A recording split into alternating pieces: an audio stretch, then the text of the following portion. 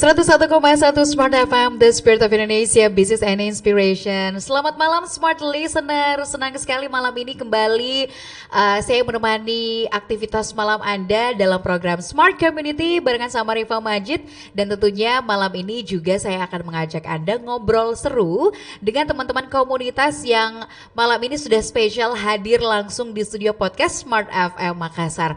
Kalau kita berbicara tentang kebaikan gitu ya, setiap manusia yang lahir di muka bumi ini kayaknya punya tugas untuk menyebarkan nilai-nilai kebaikan tersebut. Apalagi seorang yang memang tugasnya adalah menebar kebaikan, nilai-nilai agama khususnya atau punya profesi sebagai pendakwah. Nah, malam hari ini saya akan ngajakin Anda Smart Listener untuk ngobrol langsung dengan teman-teman dari KPK. Wow, apa itu KPK?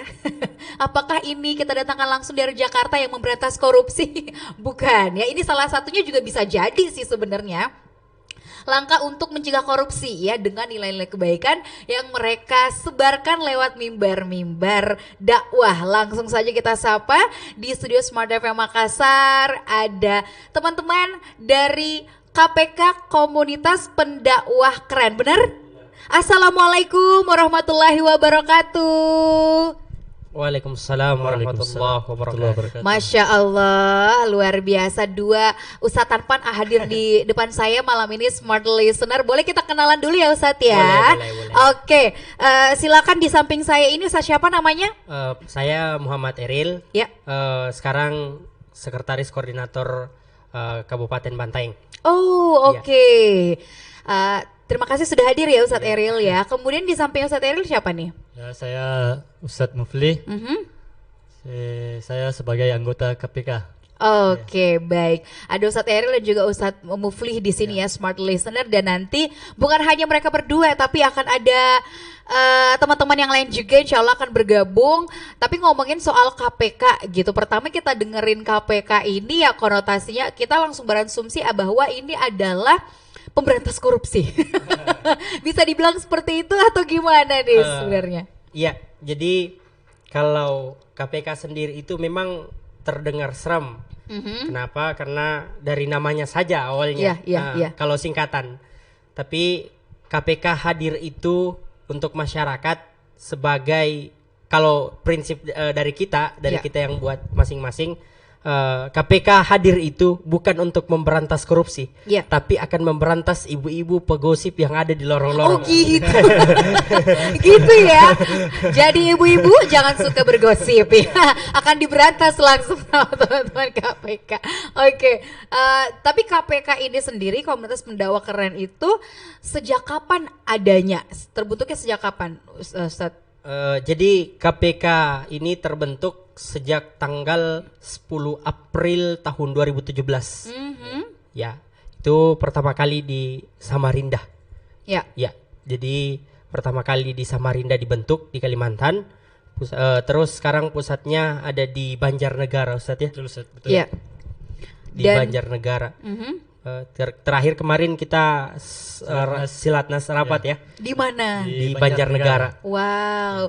Di Sulawesi Selatan sendiri khususnya di Makassar itu adanya sejak 2017 juga kah atau baru belakangan ini?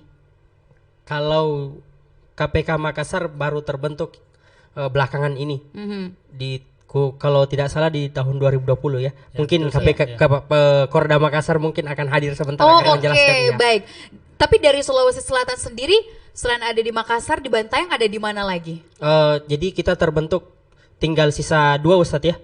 Tanah Toraja dengan saya lupa satu apa. Tapi alhamdulillah kalau di Sulawesi Selatan tinggal 2 kota saja yang belum terbentuk, 2 kabupaten. Luar biasa, berarti ada teman-teman KPK pendakwah keren di berbagai kabupaten kota di Sulawesi Selatan gitu ya. Terakhir informasi bukan hanya di Sulawesi Selatan, cuma di luar provinsi Sulawesi Selatan pun ada. Jadi 19 provinsi di Indonesia sudah terbentuk. Wow, keren, berarti jaringannya sangat luas dan juga tentunya ini pastinya selalu menebarkan nilai-nilai kebaikan, Betul. keikhlasan Betul. gitu ya. Ikhlas adalah ruhnya dakwah. Nah, Iya itu benar nggak sih? motonya, Nah, ya.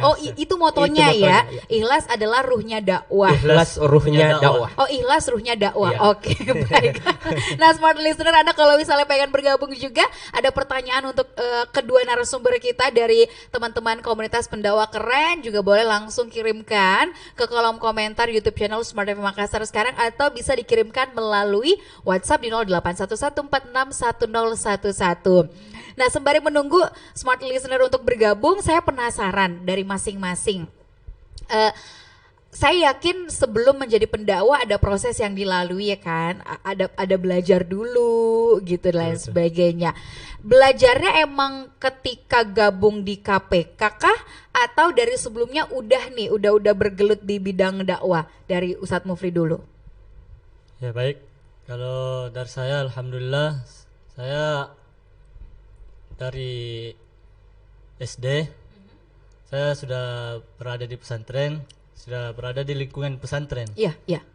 Saya sudah beberapa tahun di pesantren Mhm. membina sebuah pesantren. Iya. Ya, beberapa tahun semenjak itu saya dikirim ke Goa untuk mengisi cabang dari pesantren itu. Iya. Terus saya langsung bergabung di komunitas pendakwah keren.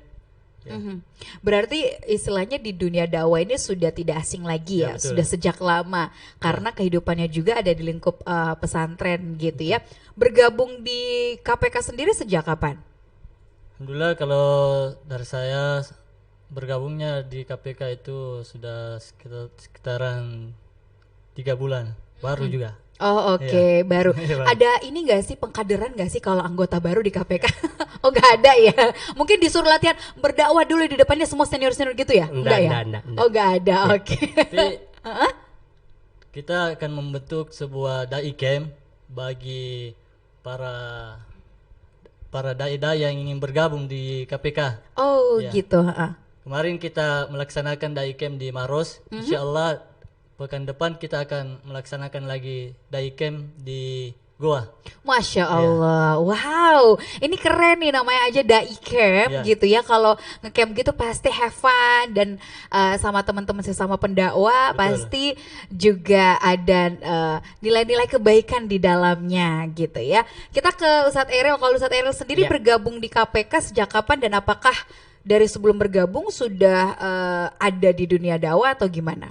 Jadi saya satu hal yang menarik buat perjalanan hidup saya tentang dakwah, karena beda sama ceritanya Ustaz Mufli.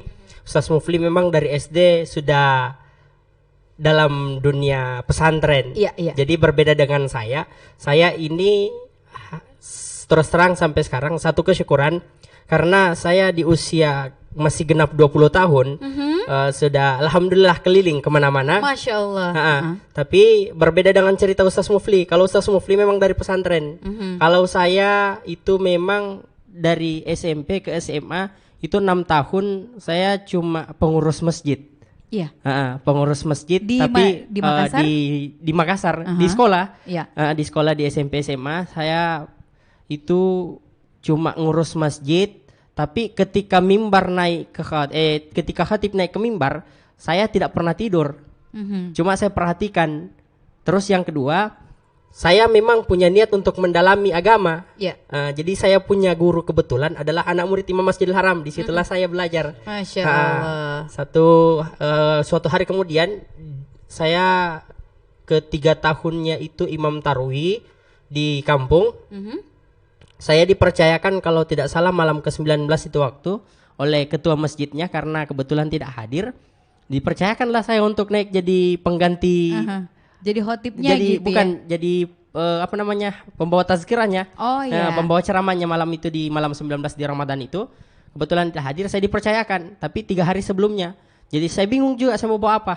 Iya. Tapi alhamdulillah modal karena habis belajar, terus saya juga sering perhatikan khatib ketika naik ke mimbar atau kada ceramah-ceramah, saya semangat dalam Iya. dunia dakwah. Saya bilang saya harus.